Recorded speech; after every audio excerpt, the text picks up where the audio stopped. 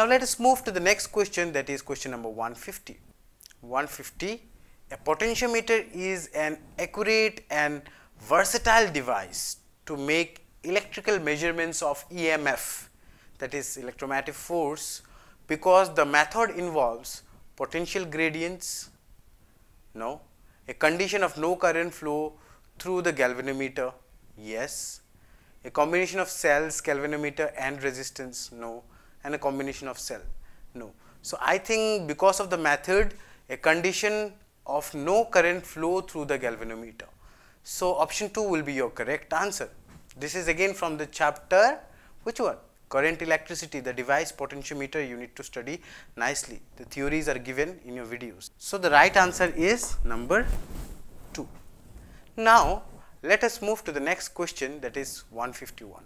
Question number 151 says that the ratio of resolving power of an optical microscope for two wavelengths, lambda 1 is equals to 4000 angstrom and lambda 2 is equals to 6000 angstrom is, as we know, for an optical microscope the resolving power is inversely proportional to wavelength. Resolving power is inversely proportional to wavelength. So, R1 will be inversely proportional to lambda 1, R2 is inversely proportional to lambda 2. So, take R1 by R2, which will be equal to lambda 2 by lambda 1, lambda 2 is given to you in the option, that is 6000. So, your answer will be 6000 angstrom divided by how much? 4000 angstrom. So, if you calculate this, your answer will come out to be 3 by 2. So, the right answer is 3 by 2, option number 2. Now, let us move to the next question, that is question number 152. 152 says that a thin prism having refractive angle 10 degree is made of glass of refractive index 1.42. The prism is combined with another thin prism of glass of refractive index 1.7. This combination produces dispersion without deviation. The refracting angle of second prism should be, we have to calculate the refractive angle, that is angle A we have to calculate. So, how do you do this one? There are two prisms. This is from the chapter ray optics of class 12. So, if you need to solve this, you need to know that A mu minus 1, you have to add with another A dash, that is the angle of the prism, mu minus 1 is equals to 0. So, if I take mod of both of them, okay, so what I will get is A mu minus 1 or mu 1, this is the first refractive index, okay, suppose let me take this one as mu and this one as mu dash, will be equal to A dash mu dash minus 1. So, if you solve this one, your answer will come out to be, that is A dash will come out to be, for second one, first one you know already, that is 10, A is 10. So, A dash will be equal to 6 degree, that will be your answer. Try to solve this one and find the answer.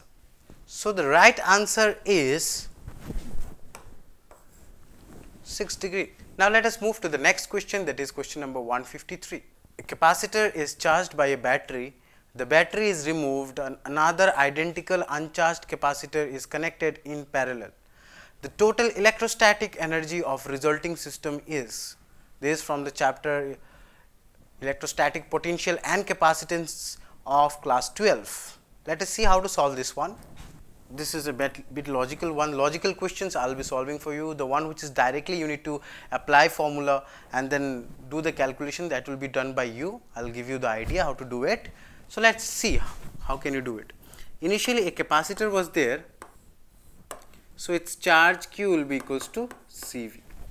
So, its initial energy of the capacitor I can say half CV square. Now, after that another capacitor is connected in parallel, right. Suppose this is of capacitance C, this is also of capacitance C. So, we know that in parallel combination the potential remains same. So, V will be equals to Q by C. Now there are two charges, suppose Q1 and Q2. So it will be Q1 plus Q2 divided by, this one will be C plus C. These are in parallel, so the combination will be C plus C. So but initially it was charged, then again it will be uncharged, so one of them will be 0. So this Q will become Q and this one will be twice C. Now Q by C from equation 1, if I keep this one as 1, I can write down as V. So V by 2. So this is my next V2 will be equals to, or V dash I can write down, as I have not taken V1, I can write it down as V dash will be equals to V by 2. This is my final. So final energy will be, that is final voltage out here. You can calculate the final energy. UF will be equals to, because of these two capacitor, half CV square plus half C V dash square. Now just put the value half C V by 2 of whole square plus half C, in place of V dash you have to put V by 2 of whole square.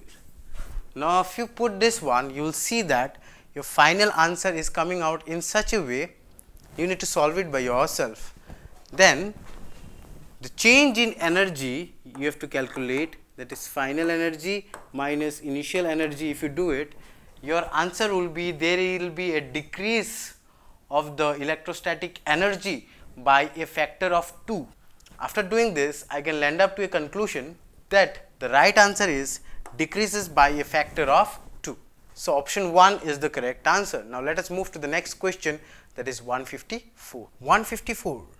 Preeti reached the metro station and found that escalator was not working.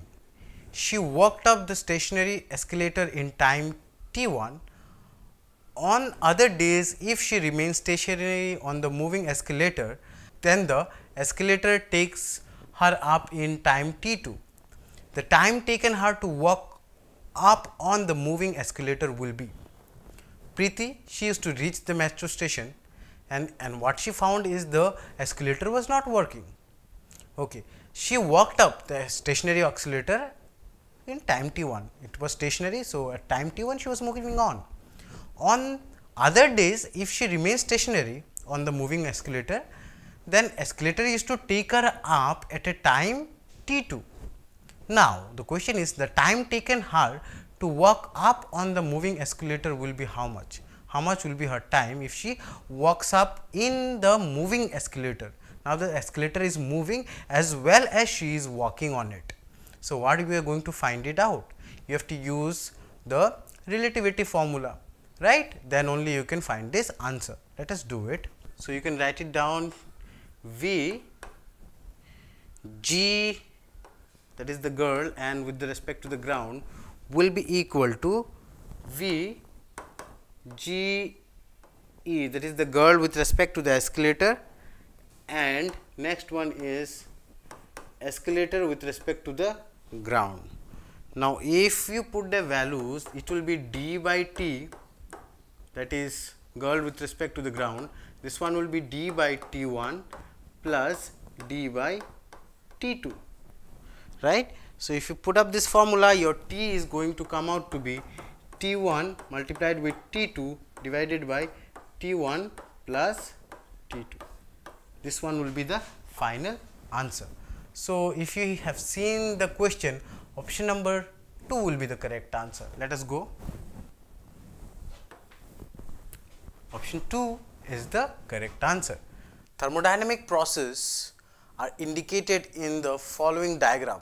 This is a question from the chapter thermodynamics, where you have to match the column. So if you see in the question, there is a variation given. This is 1, this is 2, and this is 3, and this is the 4th variation. Now according to this one, you have to see if this is process 1, what you can see here, the volume remain constant. If the volume remains constant, process 1 will be isochoric. So process 1 will be isochoric, this one, and this one process 2, where the volume is increasing very slowly, pressure is decreasing. So, this is an adiabatic process. Process 2 is an adiabatic process. And then if you see number 3, this is an isothermal process.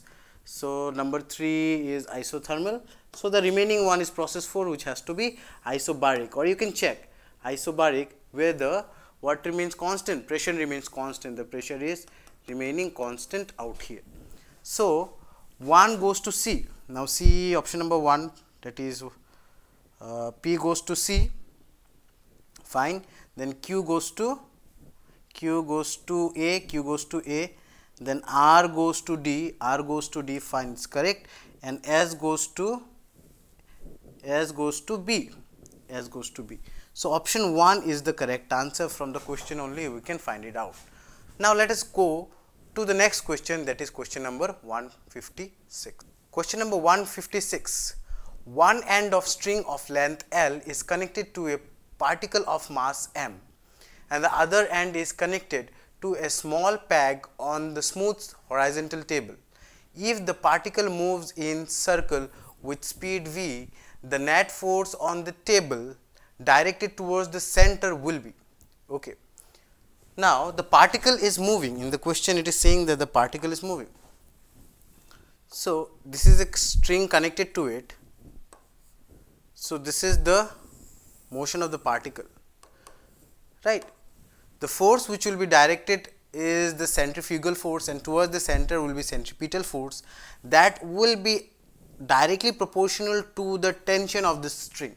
Yes or no? That will be directed inward. So, if you need to find the answer of this 156, it is quite easy and direct. Answer will be option number 4, tension T. So, 156, option number 4 is the answer. Now, let us move to the next question, that is 157. Question number 157. It says the two nearest harmonics of a tube closed at one end and open at other end are 220 Hertz and 260 Hertz. What is the fundamental frequency of the system? The calculation of the fundamental frequency can be calculated by NV by 4L. So, one will be NV by 4L, the next one will be N plus 1 or N minus 1 V by 4L. So, if you take the ratio of this two, your answer will come out to be 20 Hertz for this one. So, the right answer is 20 Hertz. So, I can click on this one, 20 Hertz.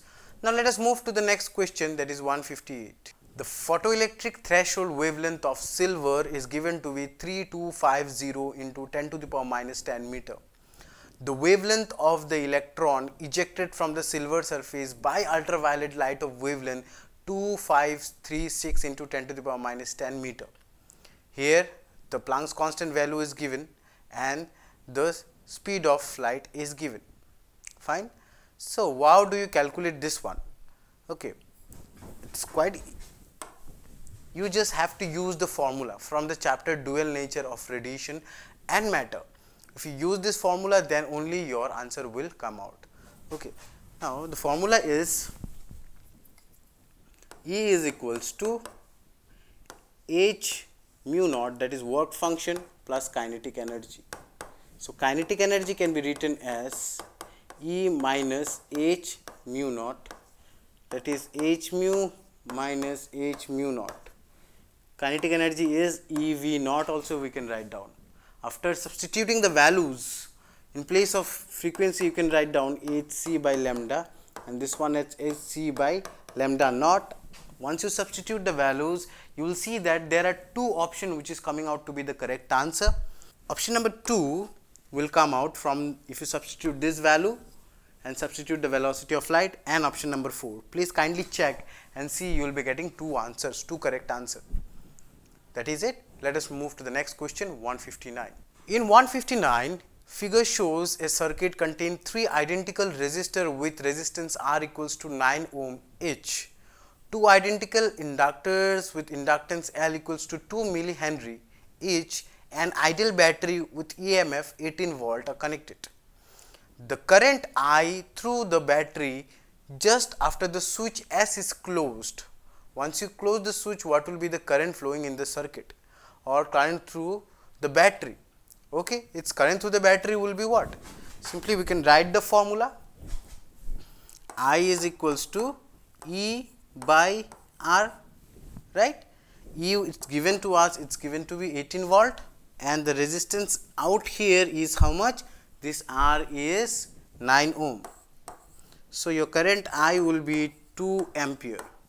Now you see in the question which one has got 2 ampere, that will be the correct answer. The correct answer is this. So 2 ampere will be my correct answer. Now let us move to the next question, that is question number 160. With a radius of 12 centimeter, radiates 450 watt power at 500 Kelvin.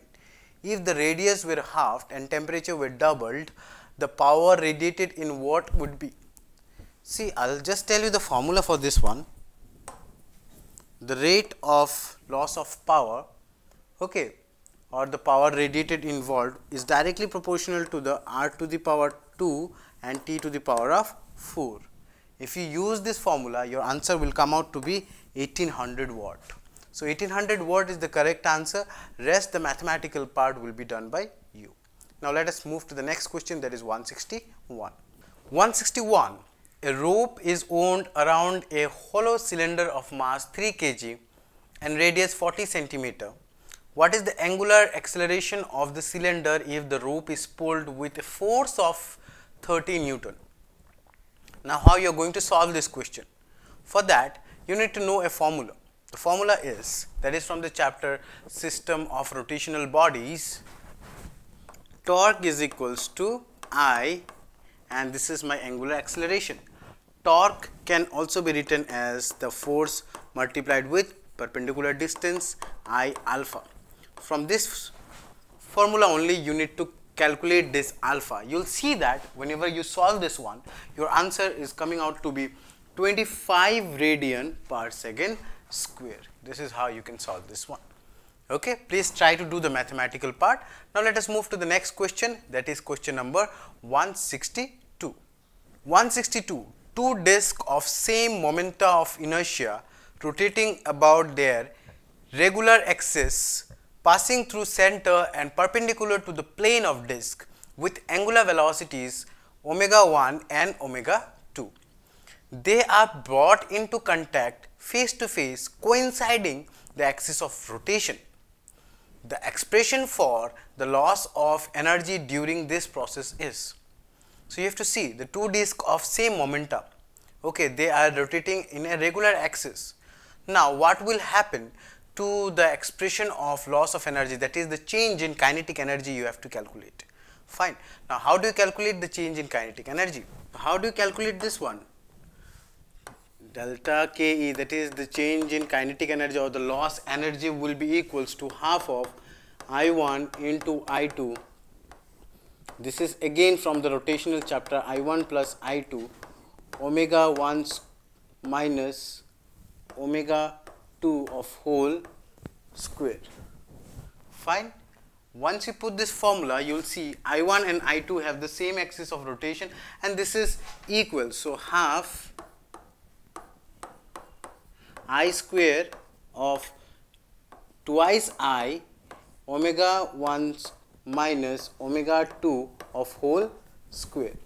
So I get cancel out. So it will be I by 4